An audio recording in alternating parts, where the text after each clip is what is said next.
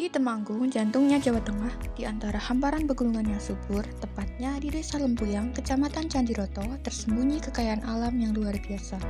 Tanah ini bukan hanya dikenal sebagai penghasil tembakau terbaik. Lebih dari itu, Temanggung juga melahirkan kopi Arabica dan Robusta yang namanya sudah mendunia. Di sini kita bersama Pak Martono selaku perwakilan dari Ngudi Makmur. Mungkin dari Pak Martono bisa memperkenalkan diri terlebih dahulu. Ya, saya nama Pak Martono, ini dari Dusun Penunggulan, Desa Lempuyang, Kabupaten Temanggung, di mana bahwa kami ikut tergabung di kelompok Tani Ngudi Makmur, dan juga kami juga dilibatkan dalam pembinaan KWT, kelompok tani wanita tani Sapiba. Kopi yang kami pelihara punya di wilayah Desa Lempuyang, Kecamatan Lempuyang, ini adalah kopi Robusta, jenis Robusta. Punya bebas bawah, tapi untuk sambungan akarnya Robusta jenisnya TS, seperti ini TS Tugusari. Ini Tugusari itu 09, ini 09. Termasuk ini sambungan yang atas ini 09 juga ini. Ini Pak, untuk prosesnya itu apakah masih tradisional atau untuk alat-alatnya udah modern? Kalau menurut saya sudah lumayan ya, semi modern, karena kita petik, terus kita untuk pilah-pilah antara yang merah dan hijau itu ya masih kita tradisional. Cuma untuk penggilingan kita sudah pakai alat semua, sampai ke proses penggilingan kering, penggilingan basah, penggilingan kering, sampai proses roasting itu juga sudah pakai alat.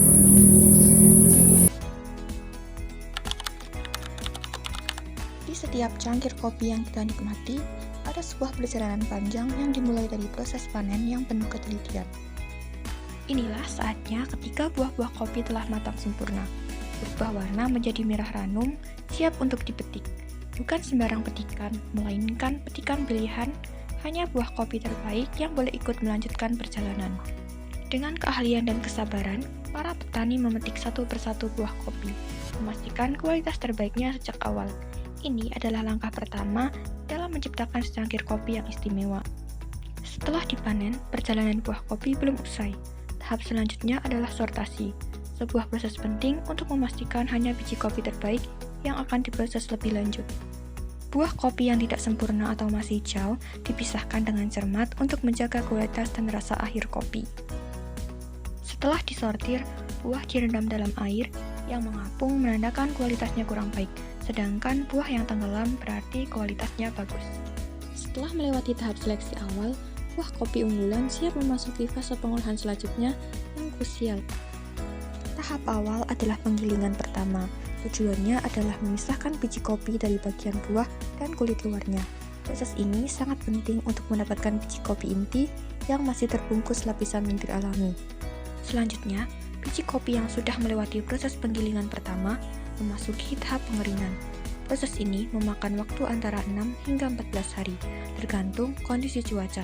Pengeringan dilakukan untuk mengurangi kadar air dalam biji kopi hingga mencapai tingkat yang optimal, memastikan kualitas dan daya tahannya.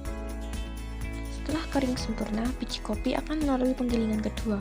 Proses ini bertujuan untuk memisahkan biji kopi dari sisa-sisa kulit tipis yang masih menempel, seperti kulit tanduk dan kulit ari.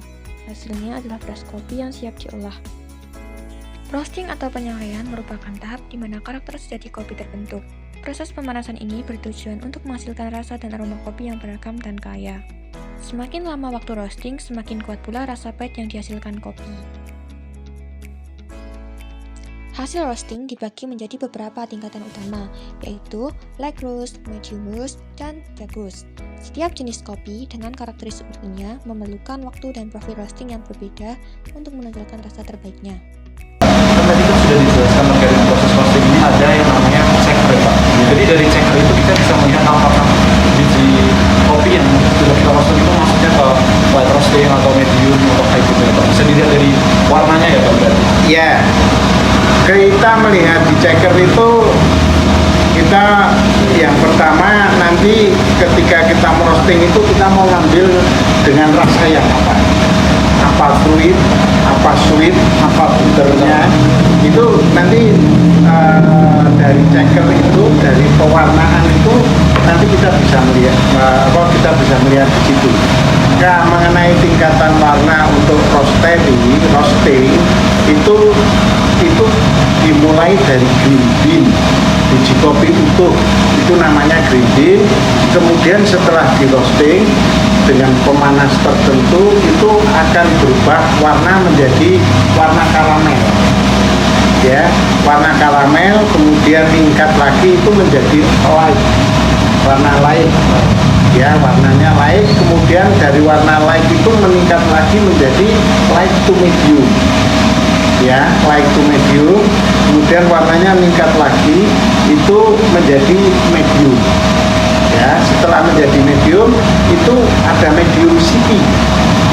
Medium city meningkat lagi itu menjadi medium plus. Nah, medium plus meningkat lagi menjadi medium pudar. Setelah medium pudar itu warna yang paling terakhir itu adalah warna dark. Nah, itu mengenai tingkatan warna. Di masing-masing tingkatan warna itu cita rasa ataupun rasa yang terkandung di kopi itu nanti munculnya beda-beda. Tahap berikutnya adalah penggilingan. Untuk kebutuhan skala besar, penggilingan kopi dilakukan dengan mesin-mesin industrial yang mampu memproses banyak biji kopi sekaligus. Mesin-mesin ini dirancang untuk menghasilkan tingkat kehalusan bubuk yang konsisten dalam jumlah besar. Proses penggilingan skala besar memastikan efisiensi tanpa mengorbankan kualitas rasa dan aroma kopi yang telah di roasting. Untuk penggunaan pribadi atau dalam jumlah terbatas, mesin penggiling kopi elektrik berukuran ringkas menjadi pilihan praktis untuk mendapatkan bubuk kopi dengan tingkat kehalusan yang sesuai dengan preferensi dan metode penyeduhan yang diinginkan. Setelah melalui proses yang panjang dan penuh dedikasi, inilah saatnya untuk menikmati hasilnya. Biji kopi yang telah dipanen dengan hati-hati, diolah dengan teliti, dan di roasting dengan mencapai tingkat kesempurnaan, kini hadir dalam secangkir kehangatan dan aroma yang memikat. Kalau untuk berapa lamanya biasanya dari panen sampai jual itu berapa lama ya Pak estimasinya? Dari panen sampai jual itu ya rata-rata itu kalau kita mungkin keburu-buru ya paling 8 sampai 10 hari sudah bisa dijual. Kalau orang-orang yang punya modal kadang-kadang kan sampai 8 bulan 9 bulan sudah bisa melihat kondisi harga. Kalau harganya bagus mungkin petani kopi itu ada yang cepat mau dijual, tapi bagi orang-orang saya katakan yang punya modal ya mungkin ditunda-tunda sampai nanti harga maksimal itu paling tidak kadang sampai 8 sampai setahun mau panen lagi baru dijual. Nanti orang-orang yang mampu lah.